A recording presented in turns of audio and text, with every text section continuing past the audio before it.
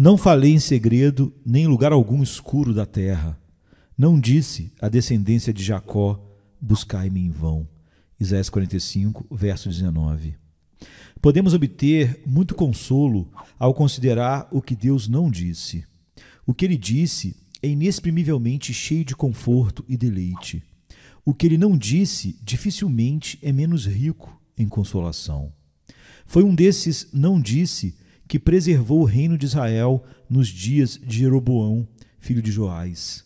O Senhor não disse que apagaria o nome de Israel de debaixo do céu. 2 Reis 14, 27. Em nosso texto, temos a certeza de que Deus responderá às orações, porque ele não disse à semente de Israel, buscai a minha face em vão. Vocês que escrevem e dizem coisas amargas contra si mesmos, gostaria que se lembrassem que, digam o que quiserem, suas dúvidas e medos, se Deus não os excluiu da misericórdia, não há espaço para o desespero. Mesmo a voz da consciência é pequena, é sem peso, se não for apoiada pela voz de Deus. Do que Deus disse, isso sim, devemos tremer. Mas não permita que seus próprios medos e suspeitas o sobrecarreguem com desânimo e desespero pecaminoso. Muitas pessoas tímidas se irritaram com a suspeita de que pode haver algo no decreto de Deus que os exclui de toda esperança. Algum segredo escrito no grande rolo do destino que torna certo que, se oraram e buscaram ao Senhor, ele não seria encontrado por eles. Nosso texto é uma refutação completa a esse medo problemático. Eu não falei em segredo, em um lugar escuro da terra. Eu não disse, mesmo no segredo do meu decreto insondável, buscai minha face em vão. Os decretos são ditos em segredo. Os decretos estão ocultos como em um lugar escuro da terra. Mas é absolutamente certo que o Senhor não disse nada em nenhum deles ou em qualquer outro lugar que possa ser interpretado como busque a mim em vão. Ninguém que verdadeiramente busca a Deus o buscará em vão. Oh não, irmãos. Aquela verdade que Deus revelou tão claramente de que Ele ouvirá a oração daqueles que o invocam não pode ser contrariada por nada que Deus possa ter falado em outro lugar. Ele falou com tanta firmeza, verdade e justiça, que não pode haver equívoco. Ele, não como as sibilas, fala misteriosamente, como uma língua dupla, nem como o oráculo de Delfos, revela sua mente em palavras ininteligíveis, mas ele fala claramente e positivamente, peça e você receberá. Ó, que todos vocês aceitem esta verdade segura, que a oração deve ser ouvida e que nunca, mesmo nos segredos da eternidade, nunca, mesmo na câmara do conselho do convênio eterno de Deus, o Senhor disse a qualquer alma vivente, me busque, busque minha face em vão. A proposição com a qual vem tratar é esta, que aqueles que buscam a Deus por meio de Jesus Cristo, da maneira designada por Deus, não podem, de forma alguma, buscá-lo em vão. Aqueles corações fervorosos, penitentes e devotos, embora possam ser adiados por um tempo, nunca podem ser mandados embora com uma negação final. Aquele que invocar o nome do Senhor será salvo. Aquele que busca, encontra. Aquele que pede, recebe. Aquele que bate, será aberto para ele. Provarei isso. Pela negativa, como diz nosso texto, eu não disse, buscai a minha face em vão. Então, brevemente, pela positiva. Ó, que Deus nos dê seu Espírito Santo para que possamos, enquanto estou falando, consolar os nossos corações atribulados. Não é possível que um homem deva, sinceramente, da maneira designada por Deus, buscar misericórdia e vida eterna e não encontrá-la. Não é possível que um homem deva, sinceramente, de coração, orar a Deus e ainda uma resposta graciosa ser finalmente recusada. E isso por vários motivos. Vamos supor o caso. Suponha que a oração sincera pudesse ser infrutífera. Então surge a pergunta, por que então os homens são exortados a orar? Se a oração não for ouvida, se a súplica pode terminar em fracasso, por que Deus tão constantemente, tão fervorosamente, tão vigorosamente constrange e ordena aos homens que o invoquem. Não seria uma crueldade sem coração da minha parte se eu visse um pobre fazendeiro que não poderia pagar por sua vida, se eu o exortasse a arar uma rocha e espalhar a sementinha que ele tinha em um solo onde eu já sabia que nunca poderia crescer? Ou se um rei impusesse a seu pobre súdito uma lei de que ele deveria arar a costa e gradá-la e exercer todas as artes de lavoura nela, quando ele estava perfeitamente ciente de que nem um único grão poderia abençoar o trabalho do lavrador? O que você acharia de qualquer homem que aconselhasse um desgraçado sedento a bombear um poço vazio? Suponha que algum soberano o recomende a seu súdito, visto que ele está pronto para morrer de sede, para deixar o balde cair onde não há água e continuar a fazê-lo sem cessar, estar sempre baixando o balde e sempre girando com a certeza absoluta de que nada de bom pode resultar disso. E você acha que Deus, que ordena aos homens que orem e não desmaiem, os ordenaria que o fizessem, se nada pudesse ser feito? Ele lhes diz para continuar em oração, orai sem cessar, vigiar em oração, levantar-se nas vigílias noturnas e clamar a Ele. E ainda, afinal, ele decidiu que será surdo para suas súplicas e desprezar seus clamores? Não seria um pedaço de tirania sem coração se a rainha atendesse um homem em sua cela condenada e o encorajasse a pedir seu favor, ou melhor, ordenasse a ele que pedisse isso, dizendo-lhe: se eu não te enviar imediatamente uma resposta, envie outra petição e outra. Envie-me 7 vezes, sim, continue a fazê-lo e nunca pare enquanto você viver. Seja persistente e você prevalecerá.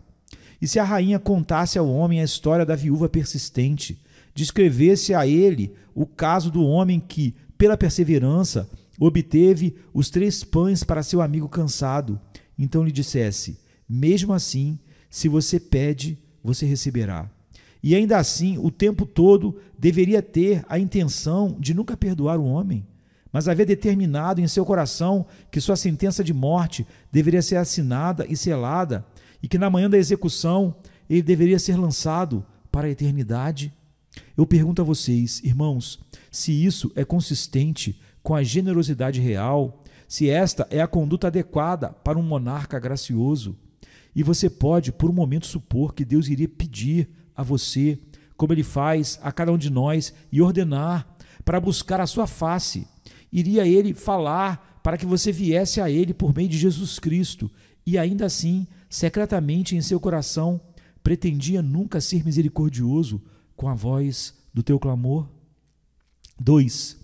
Além disso, para um segundo argumento, se a oração pudesse ser oferecida continuamente e Deus pudesse ser buscado seriamente, mas nenhuma misericórdia encontrada, então aquele que ora estaria em pior situação do que aquele que não ora.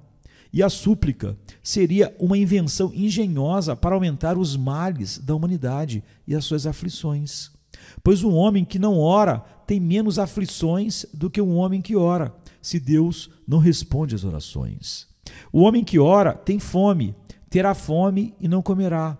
Não era então melhor nunca ter fome? Como então se pode dizer: bem-aventurados os que têm fome e sede de justiça? O homem que ora tem sede, como um cervo anseia pelas correntes das águas. Assim anseia pelo seu Deus. Mas se Deus nunca lhe dará a água viva para beber, não é uma alma sedenta muito mais miserável do que aquela que nunca aprendeu a sede, afinal, nunca teve sede de Deus? Aquele que foi ensinado a orar tem grandes desejos e vontades voltadas para Deus. Seu coração é um vazio dolorido que nunca o mundo pode preencher. Mas aquele que nunca ora não tem anseios e apegos por Deus, desejos por Deus. Aquele que nunca faz súplicas não sente desejos insatisfeitos voltados para Deus. Então, um homem pode ter esses desejos veementes e, mesmo assim, Deus nunca os concederá. Então, certamente o homem que ora está em uma posição pior do que aquele que não ora. Como isso pode ser? Deus constituiu o mundo de maneira que a virtude acarrete miséria e que o vício engendre felicidade? Pode ser, enquanto Deus é o governante moral do universo, que ele recompensará o homem que o esquecer e derramará miséria na alma do homem que buscar fervorosamente sua face? É blasfêmia supor isso. As feras no campo não lamentam que não sejam imortais, pois nunca tiveram aspirações à imortalidade. Um Deus misericordioso limitou suas ambições às suas realizações. Mas se o boi pudesse gemer no céu, se as ovelhas pudessem orar por uma ressurreição, realmente era uma criatura miserável ter essas coisas negadas. Assim, o homem ímpio, como a besta do campo, não anseia pelo favor de Deus, não anseia pela face de Deus. Ele não tem anseios pela vida eterna, nenhum desejo de ser conformado à imagem de Cristo. E suas ambições estão até agora limitadas ao que ele ganha. Mas será que uma alma suspirará para ser como Deus? Terá sede de reconciliar-se com seu Criador. Terá fome e até desmaiará para que possa encontrar paz com Deus por meio de Jesus Cristo, e ainda assim tais desejos serão dados apenas para torná-lo mais miserável? Não posso supor tal coisa. O absurdo de imaginar que o homem que ora seria por Deus colocado em uma posição pior do que o homem que não. Parece-me ser imediatamente convincente que a oração fervorosa e fiel certamente será, pelo mérito de Cristo, algo que vai prevalecer com Deus. 3. Mas eu vou um passo adiante. Se Deus não ouve a oração, visto que é claro que, nesse caso, o homem que ora seria mais miserável do que o pecador descuidado, seguir-se-ia que Deus seria o autor de miséria desnecessária. Agora sabemos que isso é inconsistente com o caráter do nosso Deus. Olhamos ao redor do mundo e vemos punição pelo pecado, mas nenhuma punição pelos bons desejos. Descobrimos que a queda nos trouxe perda e ruína. E sabemos que existe um inferno terrível, onde a justiça será executada ao máximo. Mas não vejo nenhuma câmara de tortura arbitrária, onde Deus, o Todo-Poderoso, tem prazer nas dores imerecidas e gemidos imerecidos de suas próprias criaturas. Não vejo uma única invenção feita por Deus a fim de causar dor desnecessariamente. Não encontro uma junta do meu corpo, não, nenhum tendão ou um músculo que se destina a me causar angústia. Todos eles podem estar torturados de dores e sofrimentos por não estarem funcionando bem, visto que sou um homem caído e pecador, mas o corpo não foi organizado para a dor, mas para o prazer e o deleite. E você pensa que Deus, engenhosamente, colocaria um propiciatório para aumentar a miséria humana com uma zombaria da graça, uma imitação da generosidade? Você sonha que ele enviaria ordens aos homens, cuja obediência lhes traria maior tristeza do que a desobediência poderia trazer? Você acha que ele os faria com as mãos estendidas para serem mais miseráveis do que eram antes? Ele seria tão falso e cruel a ponto de convidá-los a vir, sabendo que sua vinda só os tornaria 10 vezes mais infelizes do que já estavam, porque ele não pretendia aceitá-los quando viessem? Quem pode pensar assim do meu Deus não o conhece. Aquele que poderia sonhar que é possível para ele convidar e incitar em você a oração que ele prometeu ouvir e ainda, afinal, a rejeitaria, certamente deve estar comparando Jeová a Kali ou Juggernaut. Ele não sabe quem é e o que é Jeová, o Deus eterno. Você não sabe que a própria oração é obra de Deus? A oração não é mais o ato da criatura do que a obra do Criador. A oração é Deus no homem voltando-se para Deus. A oração é fruto da vida divina operando no homem. E você acredita que o próprio Deus escreveria sobre o coração humano orações que ele não pretendia ouvir e que o Espírito Santo redigiria petições que Deus, o Pai Eterno, decidiu rejeitar? Não, não e não.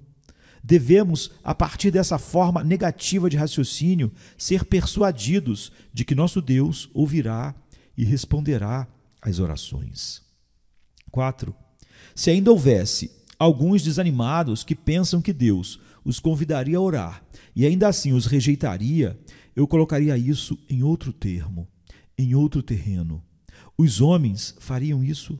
Mesmo você, por mais cheio de pecados que seja, trataria seu próximo assim? Eu sei que devemos desprezar qualquer homem rico que diga aos mendigos nas ruas: eu moro em tal e tal lugar. Fica a 6 milhas de distância. Se todos vocês vierem amanhã de manhã às 8 horas e bater à minha porta, repetindo o nome do meu filho, eu suprirei suas necessidades. E quando ele tivesse recolhido os pobres mendigos, ele deveria deixá-los ficar a bater de acordo com a sua ordem, até que estivessem cansados e nunca lhes conceder uma resposta. Se ele deveria deixá-los saber que havia pão dentro da casa, mas não um bocado para eles?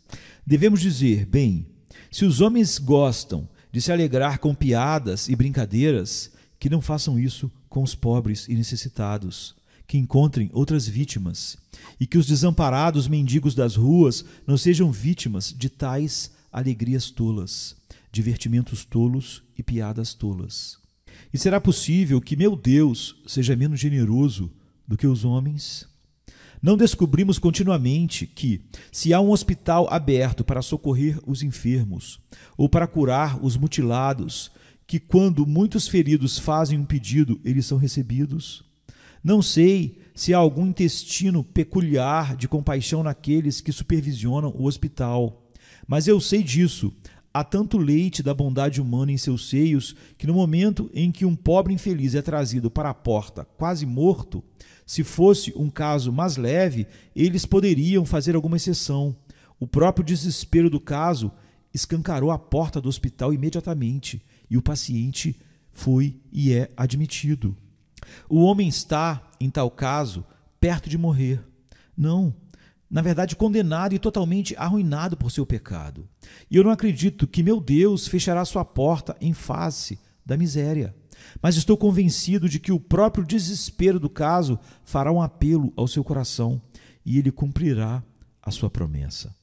É um terreno baixo para colocá-lo, devo admitir, pois Deus é infinitamente mais amoroso do que os homens. Como os céus são mais altos do que a terra, assim são os seus caminhos mais altos do que os nossos, e os seus pensamentos do que os nossos pensamentos.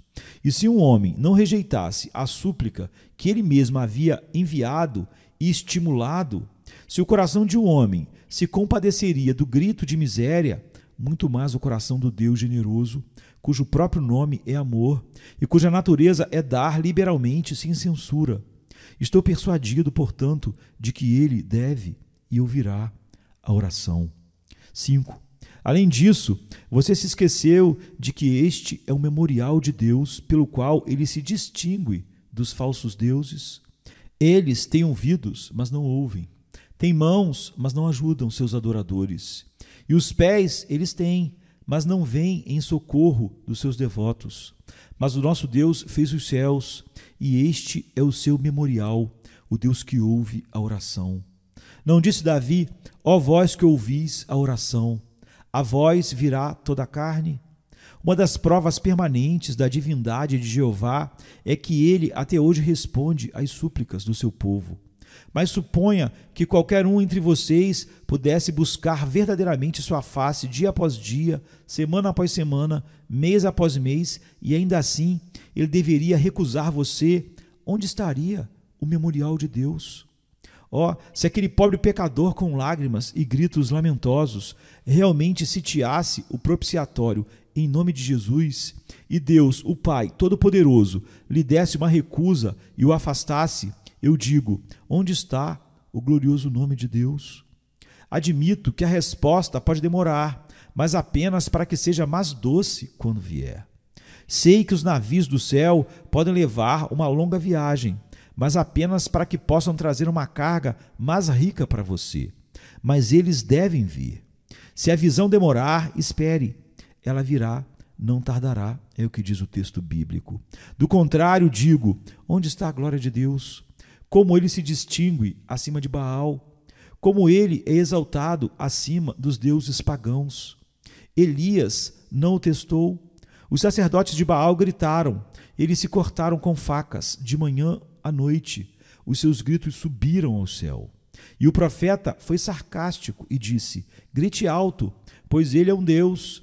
Antes, ele pode estar viajando numa jornada, ou quem sabe, ele está dormindo e deve ser despertado. Durante todo o dia, as lancetas derramaram sangue sacerdotal, mas nenhuma voz veio de Baal. Limpe o palco e deixe agora o servo de Deus vir. Ele levanta as mãos ao céu e clama: Senhor, Deus de Abraão, Isaque e de Israel, que todos saibam hoje que tu és Deus em Israel e que eu sou teu servo e que fiz todas essas coisas pela sua palavra.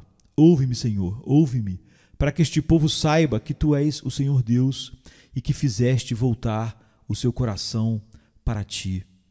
Cai o fogo do Senhor, consumindo não só o novilho, mas as pedras do altar e a água da vala, pois o nosso Deus ouve a oração. Agora vê, alma, que o teu desespero, quando você diz que ele não vai te ouvir, realmente tira de Deus um dos seus títulos mais grandiosos. Você lhe é uma séria desonra ao supor que ele se recusará a ouvi-lo. Joga lama sobre o escudo da divindade e pensa indignamente do Altíssimo, quando imagina por um instante sequer que ele o ensinaria a orar e vir a ele, através do sangue do seu Filho, do sangue de Cristo, e ainda assim recusaria ouvir a voz do seu gemido. 6. Certamente esses argumentos podem muito bem ser suficientes, mas se a descrença tem tantas vidas quanto um gato, como diz John Bunyan, eu darei a ela 9 golpes completos e um a mais, para ter certeza duplamente segura. Se Deus não ouve a oração, suponha que seja o caso por um momento. Então quero saber qual é o significado de suas promessas. Eu pergunto, com toda a reverência, como ele fará a sua veracidade ser provada, se ele não responder a seu povo? Deixe-me lhe dar uma ou duas de suas próprias promessas. Invoca-me no dia da angústia, e eu o livrarei, e você me glorificará. Ele me invocará, e eu responderei a ele. O que significa isso pela boca de Isaías? Ele será muito misericordioso para contigo. A voz do teu clamor, quando ele ouvir, ele responderá. Isso não é nem mais nem menos do que uma mentira, se Deus não ouve a oração. O que significa essa esplêndida passagem? E acontecerá que antes que clamem, eu responderei, e enquanto eles ainda estiverem falando, eu ouvirei. E isso por Zacarias: eles invocarão o meu nome e eu os ouvirei. Direi: é o meu povo, e eles dirão: o Senhor é o meu Deus. Podem haver palavras mais claras do que estas, vindas dos lábios do Salvador? Pedi e ser-vos-á dado. Busque e encontrarás. Bateis e ser-vos-á aberto, pois todo aquele que pede recebe, e quem busca encontra, e aquele que bate lhe será aberto. Se vós, pois sendo maus, sabeis dar boas dádivas a vossos filhos, quanto mais vosso Pai, que está nos céus, dará coisas boas para aqueles que lhe pedirem. E qual é o significado desta grande promessa? E todas as coisas, tudo quanto pedirdes em oração, crendo, recebereis. Não são esses todos disparos no próprio coração da incredulidade? Eu começo com aquele escrito antigo, o livro de Jó. Ele orará a Deus e será favorável a ele, e ele verá sua face com alegria. Os salmos estão repletos de tais promessas, e até mesmo o profeta Joel, que está cheio de trovões e relâmpagos, ele mesmo diz: todo aquele que invocar o nome do Senhor será salvo. O que o apóstolo Paulo, na epístola aos Romanos, um pouco faz uma variação disso e diz: porque todo aquele que invocar o nome do Senhor será salvo. Mesmo Tiago, que é todo prático e muito pouco consolador, não consegue terminar ou escrever a epístola sem dizer: aproxime-se de Deus e ele se aproximará de você. Ora, mesmo sob a lei antiga, Deuteronômio tinha uma promessa como esta: se buscares ao Senhor teu Deus, tu o encontrarás. Se o buscares de todo o teu coração e de toda a tua alma. Sob o governo dos reis, encontramos escrito: se você o buscar, ele será encontrado por você. Então posso continuar citando promessas, até que você se canse de ouvir a minha voz. Mas, meus queridos, pergunto-lhes, se Deus não ouve a oração, depois de dizer o que vos disse, onde está a sua veracidade? Ele deve ser verdadeiro. Se todo homem for mentiroso, seja Deus verdadeiro e todo homem mentiroso. Sua própria palavra deve permanecer, embora o céu e a terra possam passar. Como flores, vocês, nações, vocês morrerão. Como um sonho, vocês, reinos, se derreterão. Como uma sombra, vocês passarão, e vocês, montanhas, vão se dissolver como um naufrágio. Ó terra, você será quebrada em pedaços, como um vaso de barro. Ó céus, sereis enrolados, mas toda a palavra de Deus é certa e constante e se cumprirá. Sim e amém em Jesus Cristo. A voz disse: clame, e eu disse: o que devo clamar? Toda a carne é erva, e toda a sua bondade é como a flor do campo. A grama seca e a flor murcha, mas a palavra do Senhor dura para sempre. Como podemos encontrar argumentos mais fortes do que estes? 7. Outro golpe. Se Deus virtualmente nos disse: ore, mas nunca vou ouvi-lo, busque a minha face em vão, então eu pergunto: qual é o significado de todas as providências que ele já fez para ouvir a oração? Veja um caminho para Deus, pavimentado com pedras incrustadas no belo carmesim do sangue do Salvador Jesus Cristo. Eu vejo uma porta, é o lado rasgado, ferido do Senhor Jesus. Por que esse sangue derramado se Deus não ouve oração? Porque aquele lado foi rasgado, se afinal o véu ainda está fechado e o acesso ao propiciatório retido. Além disso, no céu eu vejo um mediador entre Deus e o homem. Mas por que haveria um mediador se Deus não está em paz com o homem, nem ouve a sua oração? Além disso, eu vejo um intercessor à sua direita. Vejo o Filho de Deus estender as mãos feridas e apontar para o lado, usando a couraça de joias na frente, o peitoral da justiça. Mas por que a couraça? E por que o sumo sacerdote, se a oração é uma coisa fútil? E Deus disse: em vão busque a minha face. Além disso, vejo todas as transações maravilhosas da aliança do início ao fim e pergunto: por que tudo isso, se não é para pecadores que buscam sua face? Além disso, eu vejo o bendito Espírito Santo, ele mesmo condescende em habitar em nós e fazer intercessão por nós com gemidos inexprimíveis. E eu te pergunto, ó melancolia e desespero, por que este Espírito foi enviado? Por que esse sangue foi derramado?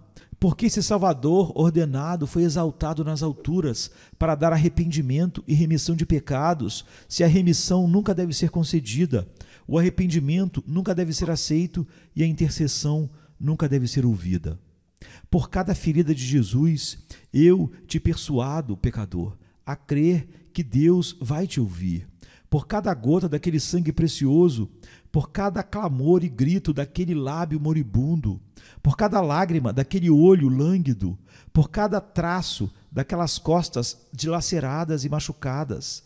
Não, ainda mais do que isso, por cada joia daquela coroa de glória, por cada pedra preciosa sobre aquela couraça sacerdotal, por cada honra que Deus o Pai concedeu a nosso Senhor Jesus Cristo, sim, por todo o poder do bendito Espírito Santo, por toda a energia com a qual ele ressuscitou Cristo dentre os mortos, por todo o poder com o qual ele é reconhecido como Deus, eu o conjuro a nunca duvidar que Deus, no devido tempo, não será gracioso com a voz do seu clamor.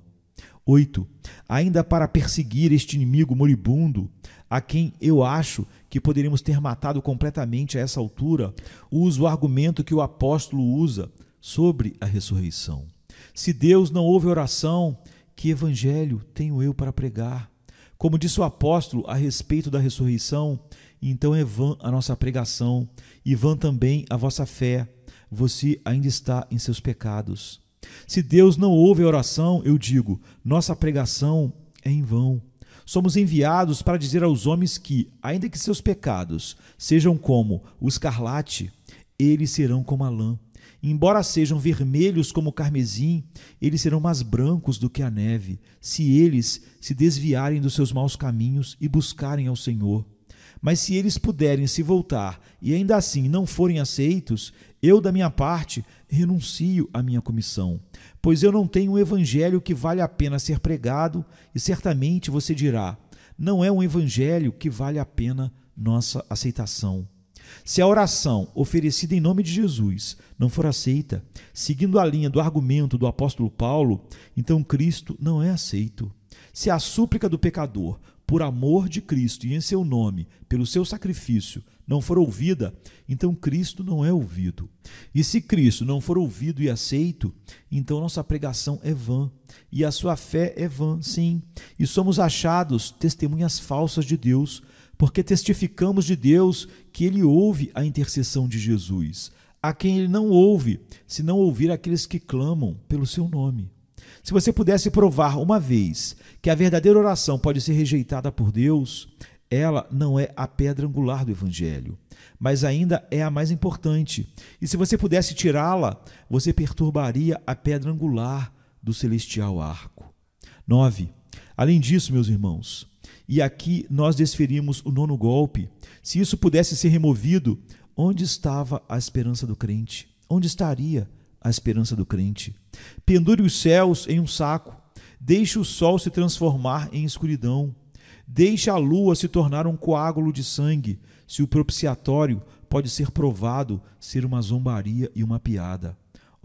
Se Deus deixasse seu povo clamar e não fosse misericordioso, melhor para nós que nunca tivéssemos nascido. O santo mais feliz, em seu melhor momento, seria tão miserável quanto os condenados no inferno, se fosse persuadido de que Deus não ouviu e não pôde ouvir a sua oração. O que teríamos para nos consolar em nossas horas de angústia? O que nos fortalecer em nossos tempos de trabalho e provação? Que refúgio da tempestade? Que abrigo contra o calor do deserto? Para onde, meus irmãos, poderíamos voar se o trono da graça fosse uma ficção? O céu, com certeza, foi fechado quando o portão da oração foi fechado. Certamente, todas as bênçãos haviam passado de uma vez, quando a oração deixou de ser verdadeira, quando a verdadeira oração não é ouvida. A escada que Jacó viu seria puxada de volta para o céu e daí em diante não haveria comunhão entre Deus e o homem. Glória a Deus, tal coisa não pode ser. Pecador, você pensa que Deus jamais se negaria a seus santos, mas que ele rejeitaria você. Mas veja, se ele se recusa a ouvi-lo, a regra é quebrada. E a regra sendo quebrada, e havendo uma exceção, toda a estabilidade do conforto dos santos é removida com um só golpe. 10. Termino essa visão negativa do assunto observando, em 10º lugar, o que diriam no inferno se uma alma pudesse realmente buscar ao Senhor e ser rejeitada. A alegria profana dos demônios! Aqui está uma alma, diz alguém, que pereceu embora orasse verdadeiramente. Aqui está uma mão que tocou a bainha da vestimenta de Jesus, mas aquela vestimenta não o sarou. Aqui estão os lábios chamuscados por fogo ardente, que antes eram quentes com a oração viva. Acho que arrastariam tal pessoa em triunfo pelas ruas de Tofete. Lotariam as vias públicas para olhar e, que terrível aclamação de desprezo, que risada estrondosa subiria. Ha, ha, ha, ha, ha. Eles diriam, onde está o orgulhoso Salvador agora? Ele mentiu para as almas dos homens. Ele prometeu, mas não deu. Ele os ensinou a orar e os fez começar seu inferno na terra. E então o jogou no inferno para sempre. Poderia ser o que os homens de oração fariam no inferno. Lembro-me da história da senhora Hyland, uma boa mulher cristã que, quando estava morrendo, estava muito, muito triste, e seu marido disse a ela: "Você está morrendo, minha querida?" "Sim", ela disse. "E onde você está indo?" ele perguntou. Ela respondeu: "John, estou indo para o inferno." "E o que você vai fazer lá?" ele perguntou a ela. Bem, isso não tinha ocorrido a ela. O que ela deveria fazer lá? Você acha, perguntou ele, que vai parar de orar, Betsy? Não, John, disse ela. Mesmo se eu estivesse no inferno, eu oraria. Oh, mas, disse ele, eles diriam, aqui está alguém orando, aqui está orando Betsy Hyland. Aqui, coloque-a para fora. Este não é um lugar adequado para ela. Uma mulher que ora, clama e ama o Deus vivo. Então eu acho que, se um de vocês pudesse ir lá com uma oração nos lábios, implorando e clamando, eles ou se alegrariam com vocês como uma prova de que Deus não era verdadeiro, ou então diriam, expulse essa pessoa daqui, nós não podemos suportar orações no inferno, não poderíamos suportar ouvir a voz de súplica sincera e adoração entre os gritos e maldições dos espíritos perdidos. Tenho argumentado contra uma coisa que você sabe que teoricamente não é possível. Mas ainda há alguns que, quando estão sob a convicção do pecado ou aflições na vida, ainda se apegam a essa ilusão sombria de que Deus não os ouvirá. Portanto, tenho tentado, golpe após golpe, se possível, acabar completamente com esse medo. Quando Jael tomou apenas um prego e um martelo, foi capaz de golpear Císera através do seu cérebro com ele. Já que usei 10 pregos e dei 10 golpes tão vigorosos com o martelo quanto eu poderia dar a eles, ó Deus, faça eles tão fortes e suficientes para golpear o Císera da incredulidade aos seus pés. O fato de o Senhor ouvir a oração, pensamos, pode ser confirmado positivamente pelas seguintes considerações. Para o Senhor, ouvir a oração é consistente com a sua natureza. O que quer que seja consistente com a natureza de Deus, na visão de um bom julgamento, acreditamos que seja verdade. Agora, não podemos perceber qualquer atributo de Deus que se interponha no caminho de tua oração para que ele possa não ouvi-la. Pode-se supor que sua justiça o faria, mas isso foi tão satisfeito pela expiação de Cristo que antes defende exatamente o contrário. Visto que Cristo tirou o pecado, visto que ele comprou a bênção, parece justo que Deus deveria aceitar aqueles por quem Cristo Jesus morreu para dar a bênção que Cristo comprou. Todos os atributos de Deus dizem a um pecador, venha, venha, venha ao trono da graça e você terá o que deseja. Poder estende seu braço forte e grita, vou ajudá-lo, não tenha medo. O amor sorri através de seus olhos brilhantes e clama, eu te amei com amor eterno, portanto, com bondade eu te atraí. A verdade fala em sua linguagem clara e simples, dizendo, aquele que busca, encontra, aquele que bate, será aberto. A imutabilidade de Deus diz, eu sou Deus, não mudo, portanto, você não é consumido. Cada atributo do caráter divino, mas você pode pensar neles tão bem quanto eu, implora pelo homem que ore. E eu não sei, eu nunca sonhei com o único atributo da divindade que pudesse entrar em objeção a ele ouvir a oração. Portanto, eu acho que se a coisa realmente glorificar a Deus e não desonrá-lo, ele certamente o fará. Oh, mas você diz, eu sou um grande pecador. Isso me dá outro argumento. Não seria uma grande exaltação do amor e da graça de Deus por ele dar sua graça àqueles que menos a merecem? Dar a um homem o que ele merece não é graça. Conceder um favor àqueles que o ofenderam um pouco não é um grande ato de beneficência. Mas escolher o maior rebelde em seus domínios e dizer àquele rebelde, eu te perdoo. Sim, tomar aquele rebelde e adotá-lo em sua família, adorná-lo com joias e colocar uma coroa de ouro em sua cabeça. É esta a maneira dos homens? Ah, não. Ó Senhor Deus, não. Não, é em tais casos que vemos a ampla distinção entre a clemência dos soberanos humanos e a poderosa graça soberana que está no Rei dos Reis. Quanto pior você faz o seu caso, melhor é o meu argumento. Quanto pior a doença, mais crédito é dado ao médico que cura. Quanto pior o pecado, mas glória para a misericórdia surpreendente que o afasta. Quanto maior o rebelde, mais triunfante é a graça que o torna um filho. Eu digo que a grandeza do seu pecado pode atuar como uma folha para mostrar o brilho do amor de Deus. E aqui, porque ouvir suas orações indignas e ouvir o clamor que sai dos seus lábios poluídos, porque isso iria honrá-lo, estou persuadido de que ele o fará. Além disso, embora essas duas razões sejam suficientes, deixe-me observar que está em harmonia com todas as suas ações anteriores. Se você precisa de uma história dos tratos de Deus com os homens, abra o Salmo 107. Lá você encontra viajantes perdidos como você em um deserto. Eles vagam no deserto de forma solitária. Não encontram cidade para morar. A água se esgota na garrafa. O pão se esgota das costas dos camelos. Não encontram poço. Não percebem nenhum caminho. Seguem este caminho. Então este é o fim.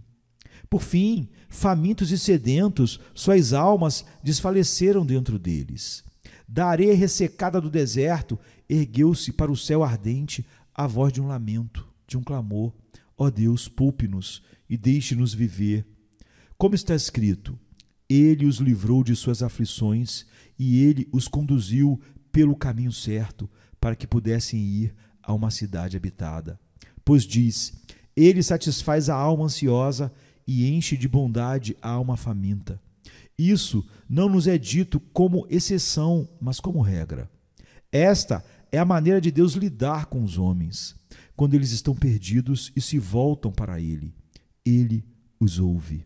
Ah, você diz, estou perdido, mas não sou como aqueles viajantes. Estou perdido por causa do meu próprio pecado. O próximo caso neste salmo é adequado para você. Aqui encontramos rebeldes levados para a prisão. Eles têm se rebelado contra a palavra de Deus e condenado o conselho do Altíssimo. Portanto, Ele os derrubou pelo trabalho. Eles caíram e não havia quem os ajudasse. Então, lá das masmorras, eles clamaram a Deus em seus problemas. Ele os ouviu. Esses eram rebeldes, adequada e apropriadamente colocados na prisão, justa e corretamente acorrentados com ferro. Você usa os grilhões da consciência e as correntes do terror. Você está na prisão da lei.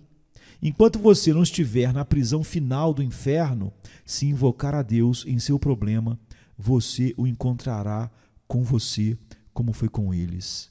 Ele os tirou das trevas e da sombra da morte e quebrou suas cadeias, diz o Salmo. Mas diz outro, tenho problemas por causa do meu pecado, mas não sei orar como deveria. Sou um estúpido, sou ignorante. Então, o próximo caso é o teu. Os tolos, por causa da sua transgressão, diz o Salmo, e por causa de suas iniquidades, estão em aflição. Um desses tolos havia causado doença por seu pecado, e ele estava tão doente que perdeu todo o apetite. Ele abominou todo tipo de comida e se aproximou das portas da morte. Este tolo, que tipo de oração ele fez? Ora, a oração de um tolo, certamente, mas a oração de um tolo que Deus ouvirá, como está escrito. Ele enviou sua palavra e os curou, e os livrou de sua destruição. Portanto, se você foi um tolo tão grande, e o sofrimento que agora sente foi causado por sua própria tolice, mesmo assim, Ele o ouvirá. Mas, você diz, tenho sido um sujeito tão fanfarrão, um fanfarrão eu tenho sido, e tenho feito atos terríveis em minha vida. Qual é o próximo caso? O caso dos marinheiros. Você sabe, geralmente consideramos que os homens do mar não se importam muito. Eles são audaciosos e fazem juramentos sem remorso, e nos tempos antigos, ouso dizer, eles eram piores do que são agora, de modo que quando fizeram desembarcar, eles eram um padrão de tudo o que é malicioso e mau. Mas aqui temos uma tripulação de marinheiros em uma tempestade. Eles estavam, sem dúvida, xingando e praguejando na calmaria, mas aí vem uma tempestade. Eles sobem para o céu e em seguida descem novamente para as profundezas. O navio sobe aquelas ondas imensas. Eles, diz o texto, cambaleiam de um lado para o outro e cambaleiam como um bêbado, pois não conseguem atravessar o convés, o navio cambaleia. Eles estão perdendo o juízo e eles pensam: certamente iremos afundar. Então eles clamam a Deus. Não havia capelão a bordo. Quem orou? Ora, o contramestre, o capitão e a tripulação. E ouso dizer que eles não sabiam articular as palavras, estavam mais acostumados a praguejar do que a orar, mas se ajoelharam no convés, agarrados ao mastre, baluarte e leme, e gritaram e clamaram: ó Deus, salva-nos. As enchentes de águas nos engolem. Deus da tempestade, livra-nos. E ele ouviu a oração do marinheiro, o grito frenético dos homens que estão afundando. Leia aqui. Ele faz com que a tempestade acalme-se, de modo que as ondas dela parem. Então eles se alegram porque tudo está quieto. Então ele os leva ao porto desejado. Não é uma maravilha ler um texto assim na palavra de Deus? Bem, agora você que está acostumado a praguejar e xingar e dizer: qual é a utilidade da minha oração? Aqui está um caso que combina com você. E esta é a regra, repito, não é a exceção. E argumento, portanto, a partir dos atos e caminhos passados de Deus, que ele agora ouvirá a oração que for verdadeira. Além disso, aqui está outro argumento para você. O que ele quer dizer com suas promessas? Como eu disse negativamente, se ele não ouviu, onde estariam suas promessas? Então digo positivamente desta vez, por causa das suas promessas, ele deve ouvir. Deus é livre, mas suas promessas o prendem entre aspas. Deus pode fazer o que ele quiser, mas ele sempre deseja fazer o que ele disse que faria. Não temos direito a Deus, mas Deus faz um pedido por nós quando ele dá uma promessa. Podemos então pleitear com confiança. Atrevo-me a dizer que as promessas feitas nas Escrituras são compromissos de Deus. E como nenhum homem honrado foge dos seus compromissos, então um Deus infinitamente honrado e de honra, e um Deus de verdade, não pode, pela necessidade de sua natureza, deixar que uma de suas palavras caia no chão. Há um livro sobre as promessas de Deus que eu escrevi, que muitos de vocês têm em suas mãos, com vários capítulos contendo promessas coletadas do Senhor, de que Ele responderá à oração secreta e ouvirá a voz dos penitentes. Mas eu não devo ocupar nosso tempo com promessas que você pode encontrar também em suas Bíblias, em sua casa. Apenas que Deus seja verdadeiro e mentiroso todo homem. Se Deus promete, Ele deve e irá cumprir, ou então Ele não seria verdadeiro. Embora ousemos dizer que a resposta de Deus à oração é atestada pela abundância de fatos em nossa própria experiência, observamos que a melhor prova é tentar por si mesmo. Disse que não há como aprender a cavalgar, exceto o homem que sobe no cavalo. E acredito que não há como aprender a verdade, exceto experimentando-a. Se você deseja conhecer a depravação do coração humano, deve descobri-la observando suas próprias imperfeições diárias. E se deseja conhecer e saber que Deus ouve orações, deve testar o fato, pois nunca o aprenderá através de minhas palavras apenas. Ele me ouviu. Você só saberá por ele ter ouvido você. E eu, portanto, exorto vocês, todos vocês que agora estão ao alcance da minha voz.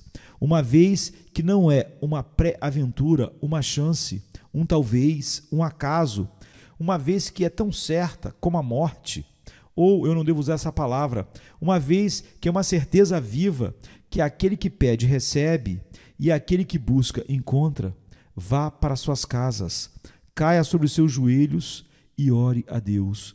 Ore a Ele agora mesmo em seus bancos para salvar suas almas, para dirigir suas vidas, para santificá-los, para criar um coração cada vez mais sensível a Ele, encher você de alegria indizível e cheia de glória em Cristo e encontrar nele todo o deleite para viver e para morrer.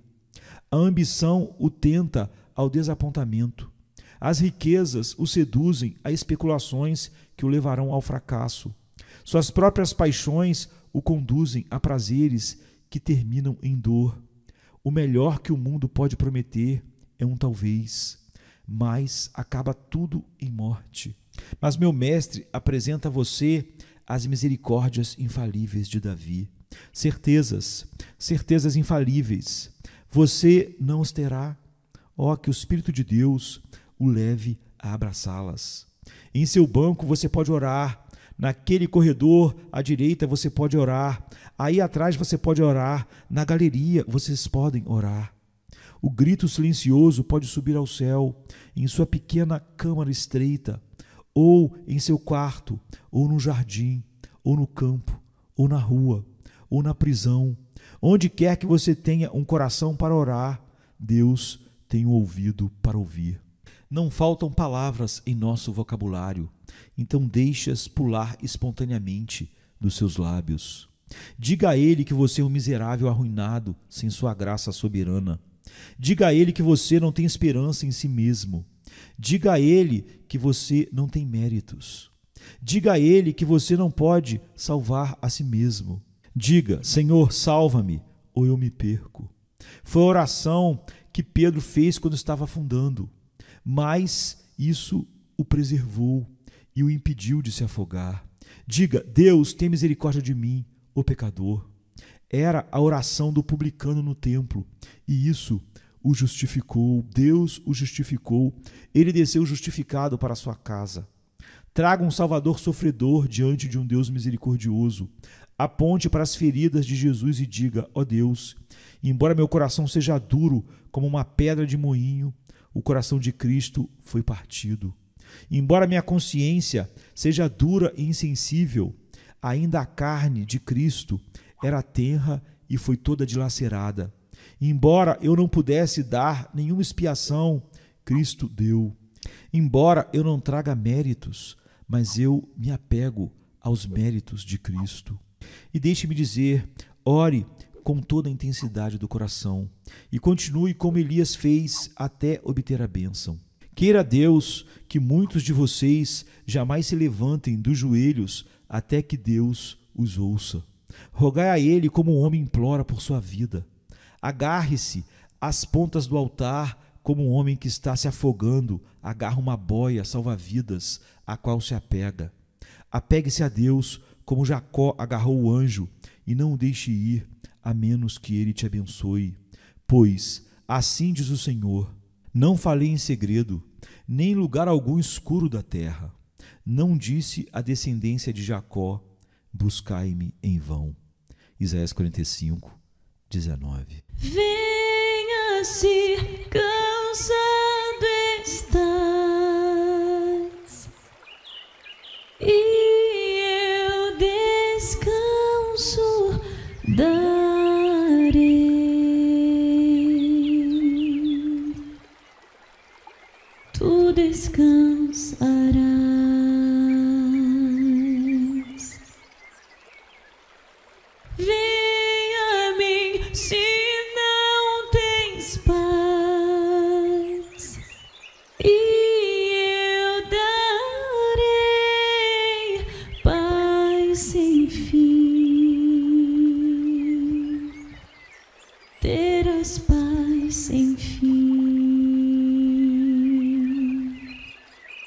O meu jugo é leve, o meu fardo graça dá. Tome tua cruz, te darei a paz.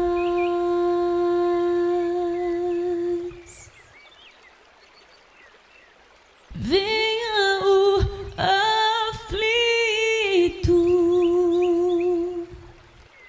e lhe darei paz, minha paz darei.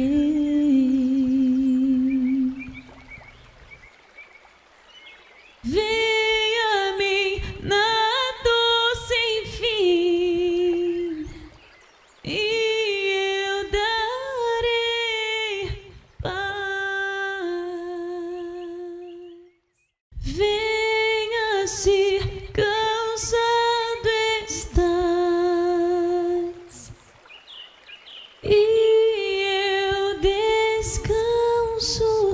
darei,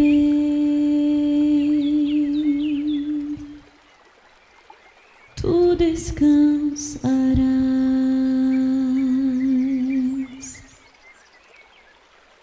Vem a mim se não tens paz, e eu darei paz sem fim.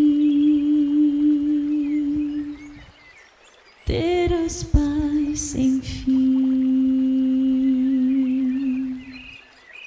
O meu jugo é leve, o meu fardo graça dá. Tome tua cruz, te darei a paz.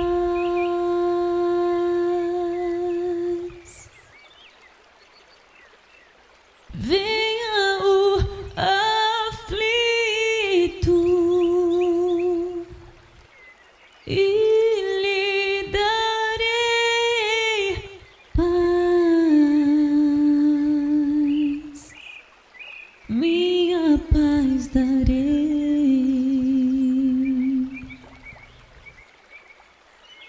Vem